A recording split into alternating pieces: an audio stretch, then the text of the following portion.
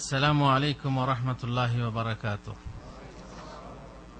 আলহামদুলিল্লাহি রাব্বিল আলামিন ওয়াস সালাতু ওয়াস সালামু আলা রাসূলিহিল কারীম ওয়া আলা আলিহি ওয়া সাহবিহি আজমাইন।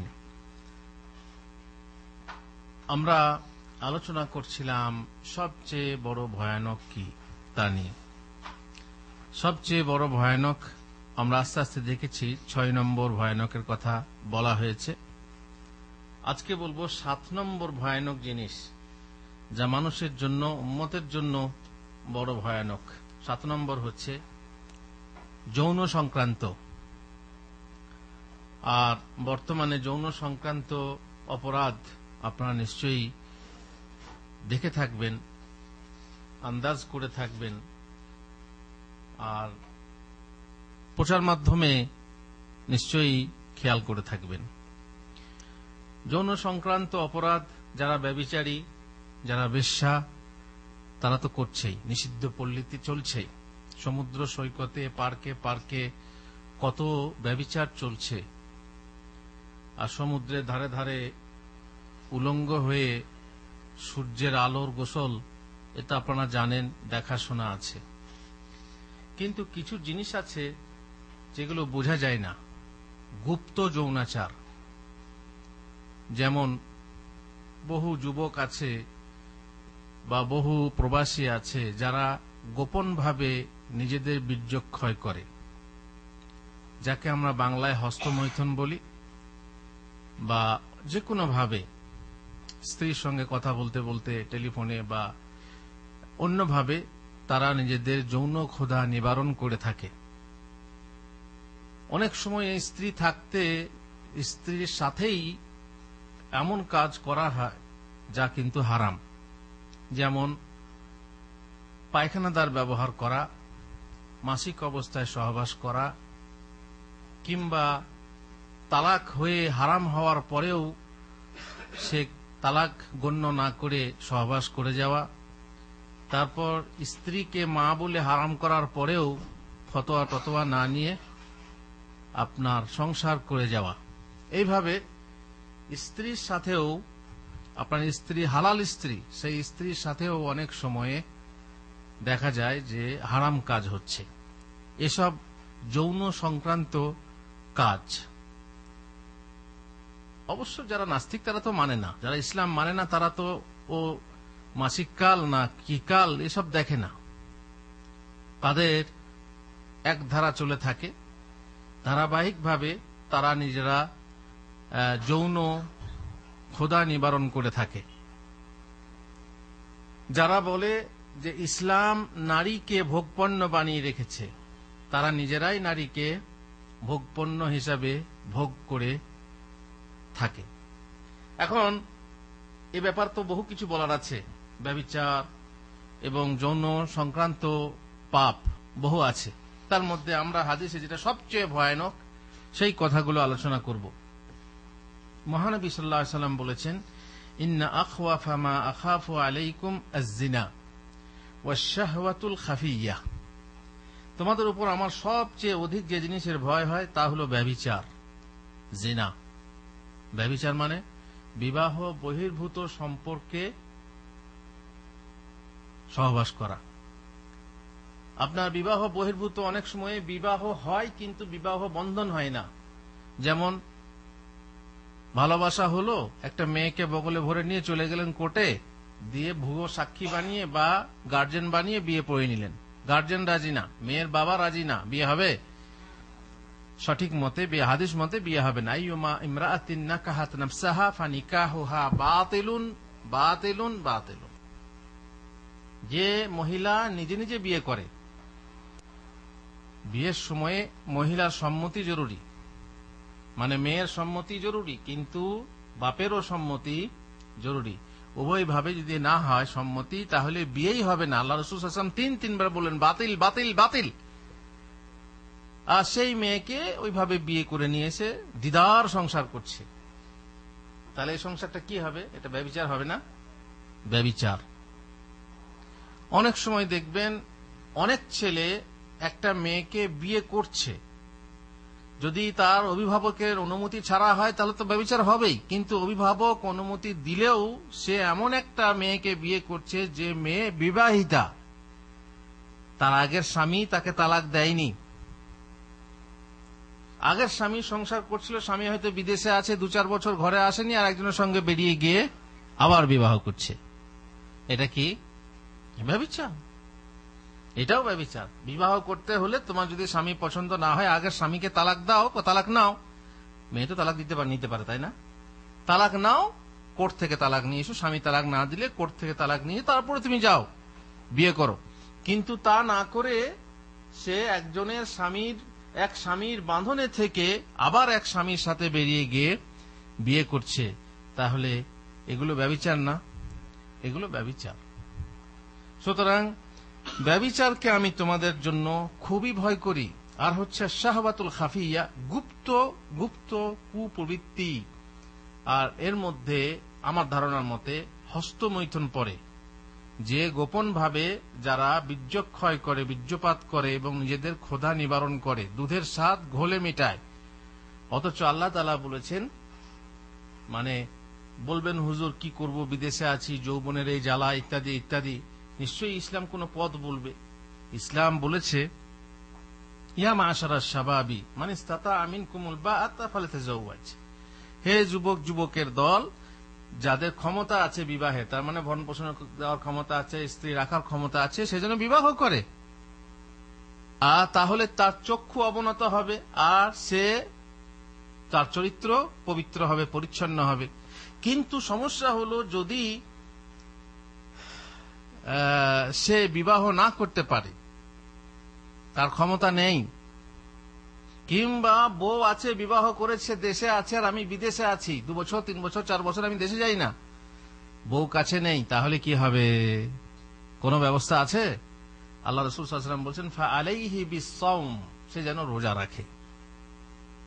রোজা রাখলে কি হবে হুজুর? রোজা রাখলে আপনার এই যে অতিরিক্ত যৌন উত্তেজনা প্রদমিত হবে।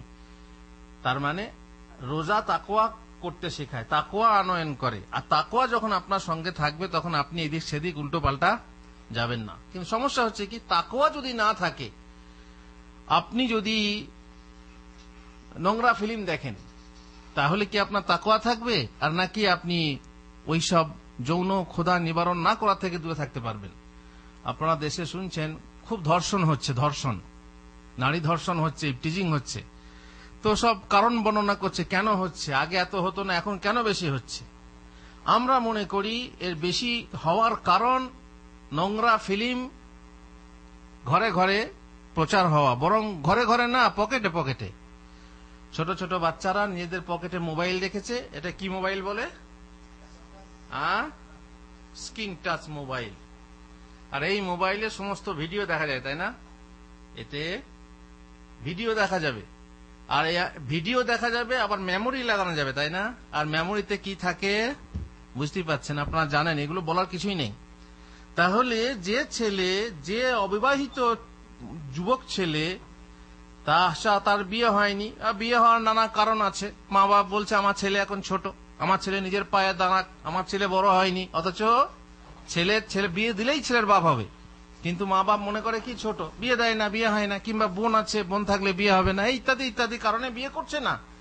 তারা যদি মোবাইলে, মেমোরিতে, কিংবা ডাইরেক্ট ইন্টারনেট থেকে, এখন তো ওয়াইফাই ফ্রি হয়ে যাচ্ছে চারিদিকে, না? স্কুলে ওয়াইফাই ফ্রি, স্টেশনে ওয়াইফাই ফ্রি, পৌরসভায় ফ্রি, তাই না? সেখানে গিয়ে মোবাইল অন করলেই নেট আসছে, সে নেটে কি আসছে?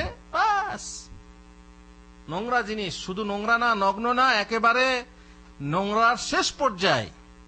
যারা এইসব দেখবে, তারা বলুন, তারা কি ভাবে? তাদের শরীর যখন গরম হবে, উত্তেজনায় ফেটে পড়বে, তখন তারা ধর্ষণ করবে না করবে না? এই এক কারণ। আর 2 নম্বর কারণ হবে, ওরা বলছে, কোন মেয়ে যদি উলঙ্গই যায়, উলঙ্গই বেসামাল ড্রেসে যায়, তো তার ধর্ষণকারী কি অধিকার হয় যে তাকে ধর্ষণ করবে? না, অধিকার জন্মে না। কিন্তু যদি আমি আপনাদের সামনে একটা গল্প বলবো, তারপরে আমি আপনাকে প্রশ্ন করব, দেখি। জানেন, কালকে বিরিয়ানি খেলাম, বুঝলেন? বিরিয়ানি। তো বিরিয়ানি খাওয়ার সময় বললাম যে ভাই আপনার কাছে লেবু আছে, কাগজি লেবু? হ্যাঁ কাগজা আছে। আর কাগজা লেবু বুঝলে এই বড় বড় লেবু, আর ভিতরে কাটতেই এমন রস, টস টস করে রস পড়ছে, কাটলেই লেবুটা কাটলেই রস পড়ছে। বলুন কারো মুখে পানি এসেছে? হ্যাঁ, লেবু কাটার নাম শুনলেই আসবে না? আসবে না? এমনি পানি আসছে। এখন দেখেননি আপনি লেবুটা? লেবু দেখলে তাহলে কি হবে, তাই না? মানুষের প্রকৃতি এটা, এটা বলার। হ্যাঁ, তাহলে কি মেয়েদেরকে লেবু বলছেন? আরে লেবু থেকেও আরো বেশি।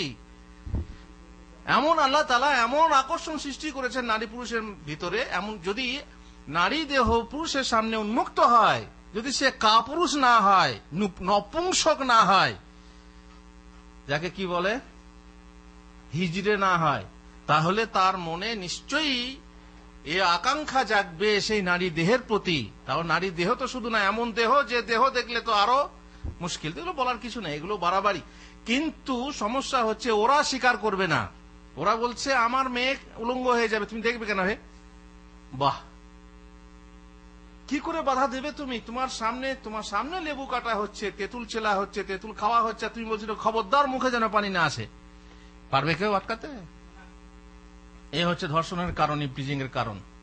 আর দ্বিতীয় একটা কারণ হলো আইন না থাকা, শক্ত আইন না থাকা, অথবা ধরা পড়ে পয়সার খাতিরে কিংবা রাজনৈতিক কারণে আপনার পার্টির বল আছে, সেই কারণে আপনি বেরিয়ে যান, শাস্তি হয় না।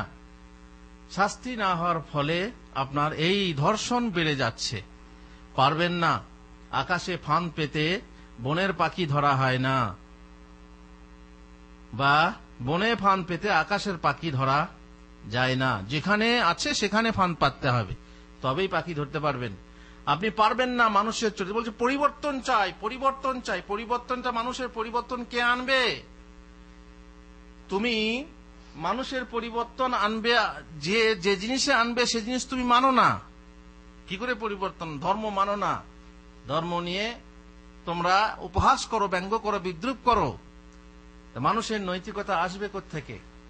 যেখানে আইন নেই, সঠিক আইন নেই, আইন প্রয়োগের ব্যবস্থা নেই, সেখানে অবশ্যই ধর্ষণ চলবেই। সুতরাং রাসূলুল্লাহ সাল্লাল্লাহু আলাইহি ওয়াসাল্লাম বলছেন, ইন্না মিম্মা আখশা আলাইকুম শাহাওয়াতিল গাই ফি বুতুনিকুম ওয়া ফুরুজিকুম ওয়া মুদিল্লাতিল ফিতান। আমি তোমাদের জন্য যে সকল জিনিস ভয় করি তার মধ্যে অন্যতম হলো তোমাদের উদর মানে পেট, যৌন সংক্রান্ত ভ্রষ্টকারী কুপ্রবৃত্তি এবং ভ্রষ্টকারী ফিতনা। তিনটে জিনিস। এক হলো কি পেট সংক্রান্ত ভ্রষ্টকারী কুপ্রবৃত্তি।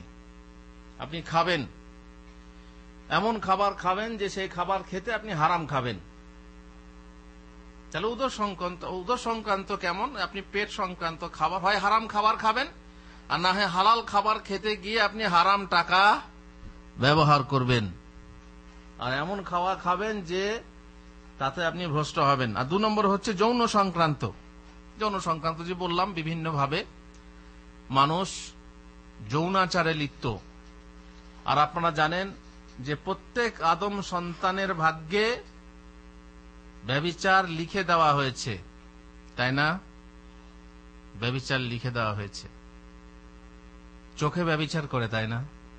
আর অনেক ব্যভিচার করে, চোখ অনেক ব্যভিচার করে। এটাই হচ্ছে বেশি। চোখই হচ্ছে সবচেয়ে, বর্তমান যুগে চোখের ব্যভিচার সব থেকে বেশি। আপনি দর্শন করলেই ব্যভিচার হলো। তারপর হাত দর্শন করে, কি বলে, ব্যভিচার করে। হাতের ব্যভিচার কি? ধারণ করা, ধরা। পা ব্যভিচার করে, পায়ের ব্যভিচার কি? ব্যভিচারের উদ্দেশ্যে হেঁটে যাওয়া। কান ব্যভিচার করে। কান, ফোনে আপনি আপনার প্রেমিকার সাথে কথা বলছেন, গার্লফ্রেন্ডের সঙ্গে কথা বলছেন, হবু বউর সঙ্গে কথা বলছেন। বুঝছো, হবু বউ, ওকে তো বিয়ে করবোই আমি। কোন গ্যারান্টি আছে বিয়ে করবে তাকে? কে গ্যারান্টি দিয়েছে? কেন হবু বউয়ের সঙ্গে কথা বলবে? হবু বউয়ের সঙ্গে এমন কথা বলে যে হুজুরদের কাছে অনুমতি চায়, হুজুর জায়েজ আছে কিনা। জায়েজ থেকে হলো, এখন বিয়েই হলো না, কি করে জায়েজ হলো? হবু বউকে দেখছে। তারপর আজকাল তো ভিডিও কলের মাধ্যমে কি দেখছে বুঝতেই পাচ্ছেন। জিজ্ঞেস করছে যে গোসল ফরজ কিনা। আল্লাহুল মুস্তাআন। তাহলে যৌন সংক্রান্ত এই যে কুপ্রবৃত্তি মানুষের মাঝে আসছে, মানুষ কানেও ব্যভিচার করছে, চোখে তো করছেই, আর চোখে 90%, প্রায় 90% ব্যভিচার কিসে হয়? চোখে। আর বাকি কান দিয়েও ব্যভিচার হয়। আপনি আপনার বন্ধু বান্ধবের সঙ্গে আলোচনা করছেন, জিভও ব্যভিচার করে, তাই না? আর জিভে যখন ব্যভিচার করে তখন একজন শোনে, তাহলে যে শুনছে সে কানের ব্যভিচার করছে, আর যে বলছে সে জিভের ব্যভিচার করছে। এক মহিলার গুণ বর্ণনা করছেন, হ্যাঁ, তারপরে তাকে নিয়ে আপনি নানা রকম গর্ব করছেন, এই সেই, তার রূপ বর্ণনা করছেন, তার ইত্যাদি ইত্যাদি। আপনাকে কত ভালোবাসে, হ্যাঁ, আপনি গর্ব করছেন, সে আপনাকে কত ভালোবাসে। আপনিও আপনার হয় স্ত্রীর কথা, না হয় হ্যাঁ লাভারের কথা আপনিও বলছেন। তো এইভাবে ব্যভিচার হয়। মন আকাঙ্ক্ষা করে, অভিলাষ অভিপ্রায় মনের ভিতরে আশা জাগে, কাছাকাছি হব। আর এইটাকে সত্যায়ন করে কে?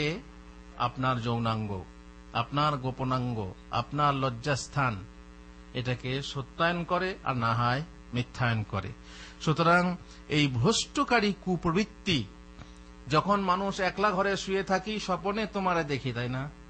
একলা ঘরে শুয়ে থেকে মানুষ স্বপ্নে তার প্রেমিকাকে দিয়ে দেখে থাকে, আর তাকে নিয়ে কল্পনা করলে কি হবে অবস্থা বলুন? তারপর রাত্রে আবার স্বপ্নে যদি দেখে, আর স্বপ্নে দেখলে যদি স্বপ্ন দোষ হয়, বলে দোষ হয়ে গেছে। দোষটা কিসের? দোষটা এমন হয়ে গেছে যে আপনাকে গোসল করতে হবে। এইভাবে যৌন সংক্রান্ত বহু কুপ্রবৃত্তি আছে। খবরদার, আল্লাহ তাআলা, অবশ্য আল্লাহ তাআলা বান্দার প্রতি বড় মেহেরবান। এই জন্য মানুষ মনে মনে যা করে বা কথা বলে আল্লাহ ধরবেন না, তাই না? আল্লাহ ধরবেন না। কোরআনের আয়াত অবতীর্ণ হলো, লিল্লাহি মা ফিস সামাওয়াতি ওয়া মা ফিল আরদ ওয়া ইন তুবদু মা ফি আনফুসিকুম আও তুখফুহু ইউহাসিবকুম বিহিল্লাহ। তোমরা যা প্রকাশ করো অথবা যা মনে মনে করো, তার প্রত্যেকটির হিসাব নেবেন আল্লাহ। এবারে সাহাবারা সমস্যায় পড়লেন, প্রত্যেক মানুষই সমস্যা। আমরা তো মনে মনে বহু কথাই বলি যেগুলো খারাপ, বহু কথাই কল্পনা করি। বহু সুন্দরীকে নিয়ে হয়তো আপনি স্বপ্ন দেখেন, যদি আমার ওর সাথে বিয়ে হতো। যদি আপনি ভালো লোক হন তো বিয়ে হওয়ার কথা আপনি কল্পনা করেন, আর খারাপ লোক হলে তো বুঝতেই পারছেন কি কল্পনা করবেন। যদি আল্লাহ তাআলা ধরেন তাহলে কেউ বাঁচবে? সাহাবারা বললেন তো মুশকিল। তারপরে আল্লাহ তাআলা হালকা করে দিলেন। তারপরে আয়াত অবতীর্ণ করলেন, লা ইউকাল্লিফুল্লাহু নাফসান ইল্লা ওয়াসআহা লাহা মা কাসাবাত ওয়া আলাইহা মাকতাসাবাত রাব্বানা লা তুআখিযনা ইন নাসিনা ওয়া আখতানা রাব্বানা ওয়া লা তাহমিল আলাইনা ইসরান কামা হামালতাহু আলাল লাযিনা মিন ক্বাবলিনা রাব্বানা ওয়া লা তুহাম্মিলনা মা লা তাকাতা লানা বিহি। যার বহন করার তাকত নেই, এর মূল হলো যে আমরা যা বহন করতে পারবো না এ হিসাব দিতে পারবো? মনে মনে যদি কল্পনার হিসাব হয় সর্বনাশ হয়ে যাবে। মানুষ যা বলে, অনেক সময় চুপ থাকে, বেশি সময় চুপ থাকে, তো বেশিরভাগ সময় চুপ থাকে, রাত্রে শুয়ে কিনা কল্পনা করলো, আর তার যদি হিসাব হয় তাহলে তো মুশকিল হয়ে গেছে, তা মুশকিল হয়ে যাবে, বিশাল মুশকিল হবে। সুতরাং আল্লাহ ধরবেন না, তা বলে এই নয় যে আপনার জন্য যৌন চিন্তা করা জায়েজ। কারণ যৌন চিন্তা, বিশেষ করে যাদের, যে সমস্ত যুবকরা আপনার স্বপ্নদোষ রোগে ভোগে, বহু যুবক আছে উঠতি যৌবনে ডেলি স্বপ্নদোষ হয়, কিংবা প্রায় স্বপ্নদোষ হয়। সাধারণত স্বপ্নদোষ এটা প্রকৃতিগত ব্যাপার, হবে, এতে ভয়ের কিছু নেই। কিন্তু বেশি হলে পরে নিশ্চয়ই একটা সমস্যা আছে। বেশি হলে বড় সমস্যা হলো আপনার নামাজ, গোসল করতে হবে, বারবার ডেলি গোসল করতে হবে, বা ঠান্ডা লেগে যাবে ইত্যাদি। তো স্বপ্নদোষ হওয়ার একটা কারণ হলো যে আপনি গরম জিনিস খাবেন না, যেমন গোশত, যেমন ডিম, যেমন খেজুর, এসবগুলো রাত্রে স্বপ্নদোষ হয়ে যাবে। আর দ্বিতীয় কারণ হলো যে আপনি যৌন চিন্তা করবেন না, বা এমন জায়গায় যাবেন না যেখানে যৌন চিন্তা বাড়ে, যেমন সমুদ্র সৈকতে, সেখানে উলঙ্গ মেয়ে দেখা যায়, বা নিষিদ্ধ পল্লীর দিকে যাবেন না, বা এমন জায়গায় যাবেন না যেখানে খোলামেলা ড্রেস পরা, বেসামাল ড্রেসের মেয়ে দেখা যায়, যাবেন না। বলে হুজুর যাবো না তো দূরের কথা, এখন তো ঘরে বসেই আমরা নেট খুলে সব দেখছি, তাহলে বাস। এই জন্যেই ফলস হয়ে যাচ্ছে। কি ফলস বলে? নাইট ফলস, তাই না? এগুলো হবে। সুতরাং যৌন সংক্রান্ত ভ্রষ্টকারী জিনিস এইগুলো। আর শয়তান আপনাকে চাইবে যাতে আপনার ফজরের নামাজটা নষ্ট হোক। তখন আপনাকে এমন এমন স্বপ্ন দেখাবে যে স্বপ্ন আপনি কল্পনা করতে পারেন না। তাতে শয়তানের কি লাভ হবে? যদি আপনি ফজরের নামাজ না পড়েন তো শয়তানের লাভ হবে, তাই না? সুতরাং এর থেকে বাঁচতে হবে। ওয়ামুদিল্লাতিল ফিতান, আর ভ্রষ্টকারী ফিতনা। ফিতনা কাকে বলে? গৃহযুদ্ধকে বলে, গৃহদ্বন্দ্বকে বলে। আপনার দেশের ভিতরে দেখছেন কি অবস্থা, আপোষে লড়ছে মুসলিমরা, আপোষে ধ্বংস হচ্ছে, ইত্যাদি ইত্যাদি। এগুলো হচ্ছে মুদিল্লাতিল ফিতান। যেহেতু পূর্বে যে যৌন স্বাধীনতা ছিল, পূর্বে বলতে কখন? এখন বলে এগুলো হচ্ছে সেকেলে কথা, তাই না? বেপর্দা মানে পর্দাহীন নারী, বুক খোলা নারী বা জ্যাং খোলা, হাঁটু খোলা, জ্যাং খোলা নারী এখন বর্তমানে আধুনিক যুগে দেখা যায়, তাই না? এবার আমরা যদি বোরকা পরার কথা বলি কিংবা ভালো ইসলামী আদবওয়ালা পোশাকের কথা বলি, বলে সেকেলে। সেকেলে মানে কি? সেই কালের, পুরনো কালের। তো আমরা আমাদের এই ভালো ড্রেস পরা যদি পুরনো কালের হয়, তাহলে হাঁটু বার করা, জাং বার করা, আবার পেছন দিকে 1 ইঞ্চি ফাঁক কি করা, কাটা, আর বুক বার করা, পেট বার করা, আর শাড়ি, আমাদের শাড়ি হচ্ছে পেট বার করা ড্রেস। এই ড্রেসগুলো বা এই শ্রেণীর আলোকপ্রাপ্তাদের যে শরীর দেখানোর অভ্যেস, এইটা বেশি সেকেলে নাকি শরীর ঢাকাটা বেশি সেকেলে? বলুন, শরীর ঢাকাটা সেকেলে নাকি শরীর খোলাটা সেকেলে? ঢাকা আগে না খোলনা আগে? খোলনা আগে। খোলনা আগে, তারপর ঢাকা। জাহিলি যুগে ছিল, আল্লাহ তাআলা বলছেন না, ওয়ালা তাবাররাজনা তাবাররুজাল জাহিলিয়াতিল উলা, তোমরা সেই প্রাথমিক ইসলাম প্রাক্কালের সেই যুগের নারীদের মতো খোলামেলা হয়ে বেপর্দা হয়ে বেড়াইও না, হে মুসলিম নারীরা। ইয়া আইয়ুহান নাবিয়্যু কুল লিআজওয়াজিকা ওয়া বানাতিকা ওয়া নিসাইল মুমিনিনা ইউদিনিনা আলাইহিন্না মিন জালাবিবিহিন। হে নবী, আপনি বলুন, কাকে? আপনার স্ত্রীদেরকে বলুন, আপনার মেয়েদেরকে বলুন, এবং মুমিন নারীদেরকে বলুন, তারা যেন নিজেদের উপরে চাদর ঢেকে নেয়। যালিকা আদনা ইউরাফনা ফালা ইউযাইন। এতে কি হবে? তাদের সঙ্গে ইবটিজিং করা হবে না। বর্তমানের ভাষা, ইবটিজিং করা হবে না। কারণ সে যুগে দাসী মনে করে কি করত লোকেরা? উত্ত্যক্ত করত, বিরক্ত করত। এখন যেমন ইবটিজিং যাকে বলছি। আর যদি পর্দানসীন হয় তাহলে মনে করবে কি যে হচ্ছে ভদ্র মহিলা, এর সঙ্গে ইবটিজিং ব্যবহার করা যাবে না। অথচ কবি নজরুল বলছে দাসীর চিহ্ন। কোনটাকে দাসীর চিহ্ন বলছে? বোরকাটাকে বলছে আঁধারের বোরকা উতারে ফেলো। আঁধারের বোরকা কে বলেছে? নজরুল, আমাদের জাতীয় কবি। আঁধারের বোরকা। কোরআন বলছে যে তোমরা পর্দা করো, যাতে লোকে দাসী থেকে চিহ্ন করে তোমাদেরকে সম্মান দেয়, কারণ দাসীরা পর্দা করে না। আর কবি বলছে উল্টো কথা, দাসীর চিহ্ন ছুঁড়ে ফেলো। তার মানে বোরকা থেকে বেরিয়ে এসো। বোরকা থেকে বেরিয়ে এসে আধুনিক শিক্ষায় শিক্ষিত হওয়া। আমরা বলছি না যে আধুনিক শিক্ষায়, যেখানে আপনারা যে দেশে আছেন এখানে শিক্ষা আছে না নেই? মহিলারা ডক্টরেট করছে না করছে না? বিনা বোরকাতে না বোরকার সাথে? তাহলে বোঝা গেল বোরকা পরাটা শিক্ষার অন্তরায় নয়, সমাজ ব্যবস্থা হচ্ছে শিক্ষার অন্তরায়। তোমরা সমাজ ব্যবস্থা করতে পারোনি। এখানে সমাজ ব্যবস্থা আছে, মহিলারা ডক্টরেট করছে, আর তোমাদের সেই সমাজ ব্যবস্থা নেই বলে ইপটিজিং হচ্ছে, ধর্ষণ হচ্ছে। তো কে তার মেয়েকে বাড়িয়ে দেবে বাঘের সামনে? কে তার মেয়েকে বাড়িয়ে দিবে লালায়িত কুকুরদের সামনে, যে তাকে নিয়ে টানাছেড়া করবে, ইপটিজিং করবে, কখনো ধর্ষণ করবে? বলে দেশের আইন। দেশের আইন তো আছেই, কিন্তু হয়ে সর্বনাশটা হয়ে গেলে আইন কি হবে? তখন তো আইন তো যা করার করবে, তারও সর্বনাশ করবে। যাও হাসপাতালে যাও, সেখানে খোলো, সেখানে এই করো, সেখানে নানা রকম তার নাম ইত্যাদি। কত অসম্মান হবে। যা ঘটার তো ঘটেই যাবে আগে, তারপরে তোমার বিচার হয়ে আর লাভটা কি? বলুন, কে ছাড়বে? সুতরাং সেকেলে তোমরা, আমরা নই। ইসলাম, ইসলামের পর্দা, ইসলামের লেবাস, পোশাক, এটা সেকেলে নয়। সেকেলে কারা? ওরা হচ্ছে রক্ষণশীল, হচ্ছে ওরা যারা বলছে, যারা রক্ষণশীল হয়ে নিজেদের এটাকে, ট্র্যাডিশনটাকে রক্ষা করার জন্য বারবার বলছে পর্দা চাই না। এই পর্দায় মুসলিম নারীদেরকে কি করেছে? পিছনে ফেলে রেখেছে, শিক্ষা থেকে বঞ্চিত করেছে, ইত্যাদি ইত্যাদি। এসব ভুল ধারণা, মানসিকতার ভুল। পরিবর্তন চাই আমরা, যাতে করে ধর্ষণ না হয়। পরিবর্তন কিসের চাই? মানসিকতার পরিবর্তন চাই। ঠিক আমরা চাই যে ইসলামী আইনকে মানো। ধর্ষণকারী যদি ধরা পড়লে তাকে শাস্তি দাও। কি শাস্তি? 2 বছর জেল দাও, দিয়ে বাস ছেড়ে দাও, তাই না? তারপর জেলের ভিতরে গিয়েও চলতে থাকুক না, জেলের ভিতরে ব্যবস্থা আছে, তাই না? তো এটা না, ইসলামের আইন হলো যে ধর্ষণ করবে, ধর্ষণকারীকে হত্যা করো না, মানবাধিকার লঙ্ঘন হবে। তাতে বা ঠিক আছে, মানবাধিকার লঙ্ঘন হবে। যদি ওই ধর্ষণ তোমার মায়ের সাথে হতো তাহলে বলতে, এটা তোমার বউয়ের সাথে হতো বলতে, তোমার বেটির সাথে হলো বলতে না।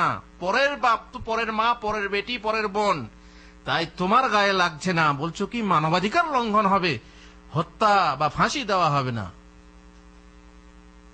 ইসলামী আইন যদি মানত বা থাকতো দেশে, যেমন দেশে আছে, ধর্ষণ শুনেছেন? কদাচ ঘটে যায় না এমন কথা না, ঘটতে পারে। কারণ যেভাবে ব্লু ফিল্মের ছড়াছড়ি, এটা হতে পারে, গোপনে হতে পারে, কিন্তু আইন করা আছে বলে চুরি ডাকাতি আর এই ধর্ষণ, ইপটিজিং বহু নেই বললেই চলে। উল্লেখযোগ্য কোনো ঘটনাই ঘটে না। আর আমাদের দেশগুলোতে কি ঘটছে? এমন কোন দিন নেই যেদিনে 2-3টে খবর না আসে। এ তো খবরে আসা খবর, আর যা খবরে আসে না তা আরো বেশি। যারা ঢাক ঢাক গুড় না না না না সংবাদ মাধ্যমে গেলে বদনাম হবে, বদনাম হওয়ার ভয়ে তারা খবরের কাছে যেতেই যায় না, মীমাংসা করে নেয়, সালিশি করে নেয়। কত ঘটনা ঘটে। খবরের পাতায় যেগুলো আসে সেগুলো কম। তাছাড়া খবরের বাইরে, খবরের পিছনে আপনার এমন বহু খবর আছে যে খবর মানুষই জানতে পারে না, কারণ সে দেশে আইন নেই। এই জন্য মোট কথা, যৌন স্বাধীনতা ফিরে আসবে যেমন আগে ছিল। নারী স্বাধীনতার নামে নারীর দেহ স্বাধীনতা ব্যাপক হবে। আজকে যারা নারী স্বাধীনতা বলে চিল্লাচ্ছে না, এরা আসলে কি চাচ্ছে? নারী স্বাধীনতা চাচ্ছে নাকি যৌন স্বাধীনতা চাচ্ছে? জরায়ু স্বাধীনতা চাচ্ছে। দেখবেন, যদি কোন মুরগির দরমা থাকে, কি বলে মুরগির, ওইটা কি বলে যেখানে মুরগি থাকে বাঁধা, কি বলে? মুরগির খাঁচা বলুন। মুরগির খাঁচা যদি থাকে আর বাইরে যদি শিয়ালদেরকে দেখেন, আমাদের দাবি মানতে হবে, মানতে হবে, মুরগি ছাড়া করতে হবে, মুরগি খাঁচা থেকে বাহির করতে হবে, করতে হবে, মুরগিকে বন্ধ রাখা যাবে না, মুরগিকে খিল বন্ধ, অর্গল বদ্ধ করে রাখা যাবে না, মুরগির প্রতি অত্যাচার করা যাবে না, এভাবে স্লোগান দিচ্ছে। কে দিচ্ছে? শিয়াল পণ্ডিতরা। কি জন্য দিচ্ছে বলুন তো? বাহির হলে যদি সবগুলো না হয় 2-1টা খেতে পারবে, তাই না? ওই যে মোরগ ভাইয়ের গল্প মনে আছে? শিয়াল ছুটতে ছুটতে ছুটতে মোরগের পিছনে গেল। মোরগ কোথায়? গাছের ডাগায় বসে আছে। তারপরে মোরগ ভাইয়া তুমি কি জানো না, তুমি তো ভালো আজান দিতে পারো, আজান দাও। দিয়ে মোরগ আজান দিল। তো বলছে মোরগ ভাইয়া জানো না, আজান হলে জামাত করে নামাজ পড়তে হয়, নেমে এসো জামাত করে নামাজ পড়ি। কি সুন্দর উপদেশ বলুন তো। কিন্তু শিয়াল ভাইয়ের আসলে মনটা কি? হ্যাঁ, এ জামাত করে নামাজ পড়ার উদ্দেশ্য নয়, কি নামলেই ওকে ধরে খাবো। তো মোরগ ভাইয়া বলছে, শিয়াল ভাইয়া হাদিস তো ভালোই বলছো, কোরআনের আয়াত তো ভালোই জানো, এ কথা কি জানো না যে জামাতে যত লোক বেশি হবে তত ভালো? তো অপেক্ষা করো, লোক বেশি আসুক। কিছুক্ষণ পর শিয়াল বলছে, কই লোক আসছে কই? মোরগ বলছে, ওই যে দূরে দেখছি এক কুকুর ভাইয়া আসছে, এবার আমাদের জামাতটা সুবিধা হবে। তখন শিয়াল ভাইয়া লেজ তুলে মারেছে দৌড়। বলছে, ও শিয়াল ভাইয়া জামাতে নামাজ পড়বে না? বলছে, ভাইয়া উজু টুটে গেছে, ভাইয়া উজু করে আসি।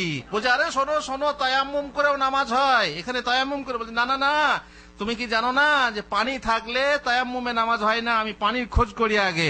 দিয়ে চম্পট।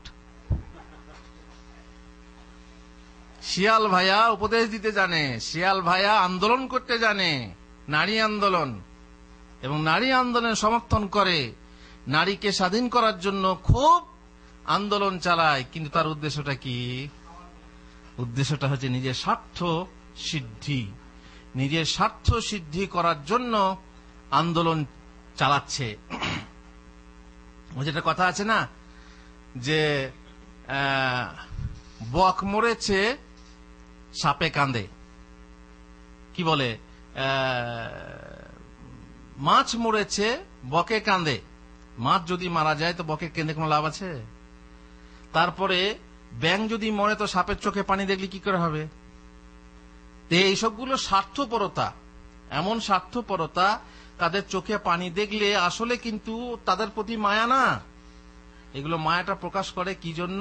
যাতে করে আমার খেতে সুবিধা হয়। সুতরাং নারী স্বাধীনতার নামে নারীর দেহ স্বাধীনতা ব্যাপক হয়ে যাবে। বিভিন্ন প্রচার মাধ্যমে উলঙ্গ নারীর দেহ ব্যভিচার দেখা যাবে।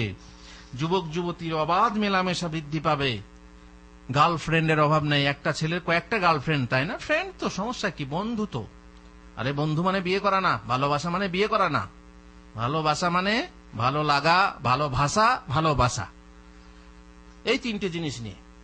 আর ওইটা না, ওটা করলে তো দুশ্চরিত্রের কথা, ওটা নোংরা। এইগুলো নোংরা মানুষের মানসিকতা যারা আছে তারা এসব ভাবে। নোংরামিতে কেউ যায় নাকি? মেয়ে যাবে তার ফ্রেন্ডের সঙ্গে সিনেমা দেখতে, বাবা ছিচি করছে, মেয়েটাকে পাঠিয়ে দিলে বলছে কি হবে, ফ্রেন্ড তো, বন্ধু তো। বন্ধু হলে যদি দুর্ঘটনা ঘটে, পেটে বাচ্চা আসতে কি করবে? তুমি এত বড় নিশ্চিত, এত বড় নিচ, এত বড় হীন চিন্তা করতে পারলে? ভালোবাসলেই কি কেউ ব্যভিচার করে? না, হতে পারে না। অথচ একটা ছেলে এবং একটা মেয়ে, বিশেষ করে একজন যুবক ও যুবতীর মাঝে নিষ্কাম বন্ধুত্ব হওয়া সহজ? অসম্ভব। আগুনের পাশে ঘি রেখে বলবে ঘি তুমি গলবে না, আগুন তুমি জ্বলো, ঘি তুমি গলবে না, হতে পারে? হ্যাঁ, সামনে টক রেখে আপনি কি বলতে পারেন যে তুমি খবরদার মুখে পানি ফেলবে না বা তোমার মুখে পানি আসতে পাবে না? কিন্তু সমস্যা হচ্ছে এখানেই, তাদের আপোষের যোগাযোগের মাধ্যম ব্যাপক হবে, যেমন হয়েছে আজকাল কিসের, আপনার নেট, তারপরে কি বলে মোবাইল ইত্যাদি। অবৈধ প্রেম বিনিময়ে নির্দিষ্ট মুক্তাঙ্গন তৈরি হবে। হয়েছে সমুদ্র সৈকত, পার্ক, প্রেমের নির্দিষ্ট পার্ক তৈরি হয়েছে। বরং প্রেমিক প্রেমিকারা দাবি করছে যে আমাদের জন্য একটা মুক্তাঙ্গন তৈরি করা হোক, সেখানে আমরা প্রেম কি করব, প্রকাশ করব, প্রেম বিনিময় করব। আর তাদের জন্য আবার সারা বিশ্ব জুড়ে বিশ্ব ভালোবাসা দিবস পালিত হচ্ছে, তারা পালন করে। আর সেখানে লাল ফুল আর লাল কেক আর লাল জামা ইত্যাদি পরে তারা আনন্দ করে, নাচ গান ইত্যাদি ফুর্তি করে। তারপরে জন্মদিবস পালন করে, এর জন্মদিনে হাজির হয়, ওর জন্মদিনে হাজির ইত্যাদি বহু রকম আছে। এসব ব্যবস্থা ভবিষ্যতে বর্তমানে হচ্ছে, ভবিষ্যতে হবে। অবৈধ প্রেম বিনিময়ে নির্দিষ্ট মুক্তাঙ্গন তৈরি হয়েই গেছে। সমুদ্র সৈকত ও বনানী পার্কে প্রকাশ্যে ব্যভিচার পরিদৃষ্ট হবে, ব্যভিচার দেখা যাবে। নর্তকী ও বেশ্যার সংখ্যা বর্ধন লাভ করবে। কত নর্তকী, নাচনেওয়ালি এবং গায়িকা, বেশ্যা কত লক্ষ লক্ষ বেশ্যা, তাই না? এক এক শহরে লক্ষ লক্ষ বেশ্যা, তারা দেহ ব্যবসা করছে, যারা যৌন ব্যবসা করছে, তারা রূপ ব্যবসা করছে। এই ব্যবসা করে পয়সা কামাচ্ছে। আপনারা জানেন এ বিশ্বে সবচেয়ে রমরমা ব্যবসা, বড় বড় ব্যবসা, যদি বলেন আমি চট করে ধনী হব, তাহলে কিসের ব্যবসা করতে হবে?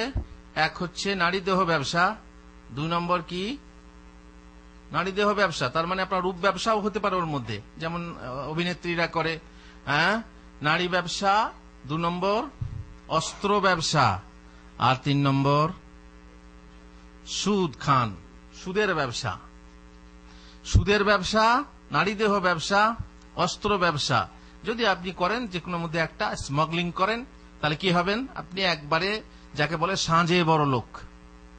তো এ চলছে এবং চলবে, ফলে অবৈধ দেহ মিলন বাড়তে থাকবে, ঘরে ঘরে ব্যভিচারে দুর্গন্ধ পৌঁছে যাবে। এমনকি ভদ্র ও দিনদার ঘরেও আধুনিক ব্যভিচার অনুপ্রবেশ করবে। পর্দানসীন বোরকাওয়ালিরা অন্দরমহলে থেকে গোপন প্রেমের বাঁশি বাজাবে মোবাইলের মাধ্যমে, টেলিফোনের মাধ্যমে বা নেটের মাধ্যমে। এখন তো ফেসবুক হয়েছে, ইমেল হয়েছে, আপনার টুইটার হয়েছে, আরো সব কি কি কত রকম যোগাযোগের ব্যবস্থা। হ্যাঁ, পরস্পর আপনারা শুনেছেন ফেসবুকে প্রেম, ফেসবুকে গিয়ে খুন ইত্যাদি ইত্যাদি। আর গুপ্ত প্রবৃত্তি ও নারীর নেশা। নারীর নেশা পুরুষের মনে প্রকৃতিগত ব্যাপার, কিন্তু চরিত্রবান লোকে তা গুপ্ত রাখে এবং চরিত্রহীন তা প্রকাশ করে দেয়। নারীর নেশা কার নেই বলুন? নারীর নেশা কার নেই? ভালো, সব থেকে ভালো লোকেরও নারীর নেশা আছে, এটা প্রকৃতিগত ব্যাপার। নারীর নেশা মেটাতে পুরুষে একাধিক গার্লফ্রেন্ড গ্রহণ করবে। কেউ একাধিক বিবাহ করতে চাইলে দেশের আইন ও স্ত্রী বাধা দান করবে না, তুমি আটে বিয়ে করবে, আরে এই তো বিশাল অপরাধ, তাই না? মহিলা স্বনির্ভর, আর যদি ফ্রেন্ড থাকে তো সমস্যা নেই, তখন আইনেও সমস্যা নেই। আর বউ বলবে তাও হ্যাঁ অবশ্য আছে, রাগ করবে হয়তো, কিন্তু অতটা রাগ করবে না যতটা বিয়ে করলে করে, কারণ বিয়ে করলে অধিকার চলে আসবে, আর বিয়ে না করলে যা করছে করবে। মহিলা স্বনির্ভর হওয়ার ফলে তালাকের হার বৃদ্ধি পাবে। মহিলা যদি চাকরি করে, মহিলা যদি কাজ পায়, তো সে স্বামীর উপর ভরসা করবে? হ্যাঁ, বেশিরভাগ স্ত্রী স্বামীর কাছে থাকে কি জন্য? দুটো ভাত কাপড়ের জন্য। যখন ভাত কাপড় নিজেই জোটাবে, তখন কি দরকার আছে তোর কথা শোনার, আমার দরকার নেই, তখন তালাক বেশি হবে। মহিলা পুরুষ মহলে চাকরি করে অর্থ উপার্জন করবে। পর্দার বিধান তো কুসংস্কার হয়ে দাঁড়াবে পরিবেশে। সামাজিক ও আর্থিক নানা কারণে যুবক যুবতী বিবাহে অনীহা প্রকাশ করবে, বিয়ে করতে চাইবে না। লন্ডনে এক সৌদি বলছে, এক সৌদিকে জিজ্ঞেস করছি, ভাই তুমি বিয়ে করছো? কথাবার্তা হচ্ছিল, বলছি বিয়ে করেছো? না, আমার এখন গার্লফ্রেন্ড আছে। তার মানে গার্লফ্রেন্ড থাকলে বিয়ের দরকার হবে না। তার কারণ বিয়ে করলে অনেক আপনার কি বলে দায়িত্ব বাড়ে, অনেক দায়িত্বশীলতা বাড়ে, তাকে খেতে দাও, তার ঠিক মতো চলে, ইত্যাদি ইত্যাদি। আর গার্লফ্রেন্ড করলে কেউ কারো খোঁজ নেবে না, তাকে ভরণ পোষণও দিতে হবে না, কে কোথায় গেলে প্রশ্নও করবে না, ইত্যাদি, স্বাধীন। এই সকল কারণে এবং আরো অনেক কারণে ব্যভিচারের বাজার রমরম, একদম রমরমা হয়ে উঠবে। গুপ্ত কুপ্রবৃত্তি চরিতার্থ করতে অর্থের প্রয়োজন হবে। টাকা দরকার হবে না? হবে না? হ্যাঁ, নারীর নেশা শুধু থাকলে হবে না তো, নারীর নেশা চরিতার্থ করার জন্য টাকা দরকার আছে। আর তার জন্য হারাম ব্যবসা বাণিজ্য ব্যাপক হবে। ফলে একসাথে নারী, গাড়ি, বাড়ি, নেশা, এই তিনটে নেশা মানুষের মনে ভয়ঙ্কর রূপ ধারণ করবে। আর সেই জন্যই হবে এই যৌন উত্তেজনা, যৌন ক্ষুধা ইত্যাদি আমার উম্মতের জন্য বড় ভয়ঙ্কর। কত নম্বর গেল? 7 নম্বর। আর হয়তো সময় হবে না, সময় শেষ হয়ে গেছে। ইনশাআল্লাহ আগামীতে আরো কথা আছে, বলবো। বোঝা গেল কি যে বড় ভয়ঙ্কর এই যৌনাচার। এই যৌনাচার আমরা অনেক ক্ষেত্রে গোপনে যেগুলো করি, গুপ্ত অভ্যাস যেগুলো, সেগুলো এর মধ্যে পড়ে। অতএব সাবধান ও সতর্ক হতে হবে। রাসূলুল্লাহ সাল্লাল্লাহু আলাইহি ওয়াসাল্লাম আমাদেরকে রোজার ব্যবস্থা দিয়েছেন, তাই না? তাহলে রোজা ছেড়ে যদি অন্য কিছু করি তাহলে সমস্যা হবে। ওয়াল্লাযীনা হুম লিফুরুজিহিম হাফিজুন ইল্লা আলা আজওয়াজিহিম আও মা মালাকাত আইমানুহুম ফাইন্নাহুম গায়রু মালুমিন। তোমরা যৌনাচার করো, সমস্যা নাই। যৌনাচার করবে কার সাথে? স্ত্রীর সাথে অথবা কৃতদাসীর সাথে। কৃতদাসীর এখন তো নেই, অতএব এর কথাই শেষ। অনেকে আবার ঘরের দাসী মনে করে, তাই না? খবরদার না, ঘরের দাসী কাজের মেয়ে, কৃতদাসী না। কৃতদাসী আগের যুগে ছিল, কেনা বেচা হতো, গরু ছাগল যেমন কেনা বেচা হতো, মানুষ কেনা বেচা হতো, সেই দাসী থাকলে আলাদা কথা, এখন নেই। অতএব কৃতদাসীর কথা বাড়ি দেন। তাহলে এখন কে থাকলো? মাত্র স্ত্রী, বিবাহিত স্ত্রী, বৈধভাবে বিবাহিত, বগল করে বের করে নিয়ে গিয়ে আপনি কোর্টে বিয়ে করে নিয়ে চলে এলেন, বউ হয়ে গেল, কিংবা গোপনে কোন মোটর সাইকেলে করে নিয়ে গিয়ে রাত 12টা 1টার সময় কোন মোল্লার কাছে, মোল্লাকে 500-100 টাকা দিয়ে বিয়ে পড়িয়ে নিয়ে চলে এলেন, নিয়ে ব্যবহার করছেন, এরকম না। যেটা সঠিক পদ্ধতি ইসলামের শরীয়তে আছে, সেই পদ্ধতি প্রয়োগ করে আপনি বিবাহ করে আনবেন। সেই স্ত্রীর সাথে আপনি যৌনাচার করেন, এছাড়া যদি ফামানিবতাগা ওয়ারাআ যালিক ফাউলাইকা হুমুল আদুন। সুতরাং যে ব্যক্তি এছাড়া অন্য পথ অবলম্বন করবে সে কি হবে? সীমা লঙ্ঘনকারী।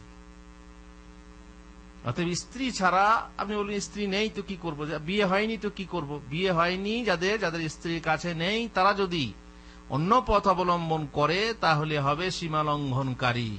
আর এর ফলে সীমা লঙ্ঘন করাই মানে হচ্ছে কাবিরা গুনাহ, কাবিরা গুনাহতে পড়বে।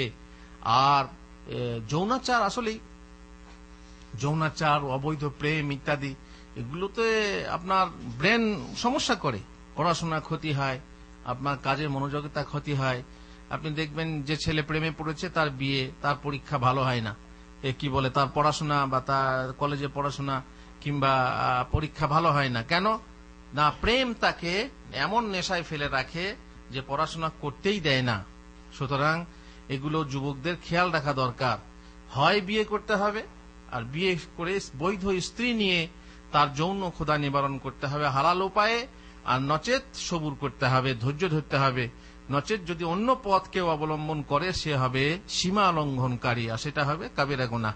আল্লাহ তাআলা যেন আমাদেরকে বাঁচান, আমাদেরকে এই যুবকের একটি বিশাল ফিতনা, এই ফিতনা থেকে বাঁচান। অবশ্য আমি আপনাদেরকে একটা উপদেশ দেবো, সেটা হচ্ছে আমার একটা বই আছে, যুব সমস্যা ও তার সারেই সমাধান। এই বইটা আপনারা পড়বেন। এই বইটা পড়লে পরে ইনশাআল্লাহ অনেক কিছু জানতে পারবেন। যুব সমস্যা ও তার সারেই সমাধান ওখানে আছে, দেখেন তো। এই বইটা যদি আপনি পড়েন, তো এখানে যুবকের যে সমস্যাগুলো হয়, বিভিন্ন সমস্যা, মানে খেলাধুলা নিয়ে সমস্যা, স্ত্রী বা যুবক যুবতী নিয়ে সমস্যা, বা আপনার প্রেম নিয়ে সমস্যা, বা আরো অন্য কিছু সমস্যা, যুবকের যে সমস্যাগুলো হতে পারে, ইনশাআল্লাহ বইটা পড়লে আপনি বুঝতে পারবেন। প্রেম ভালোবাসা, যদি আপনি প্রেমে পড়েছেন, প্রেম থেকে বাঁচতে পারছেন না, প্রেম রোগের চিকিৎসা ইত্যাদি, এই বইটাতে আছে। পড়লে পরে একবার পড়বেন অন্তপক্ষে, ইনশাআল্লাহ পড়তেও ভালো লাগবে, এবং বহু কিছু স্বপ্নদোষ, হস্তমৈথুন, সব কথা এখানে আছে। আল্লাহ আমাদেরকে তৌফিক দেন বাঁচার, আর শক্তি দেন ভালো থাকার। আল্লাহুম্মা আমিন। ওয়া সাল্লাল্লাহু আলা নবিয়িনা মুহাম্মদ ওয়া আলা আলিহি ওয়া সাহবিহি আজমাইন।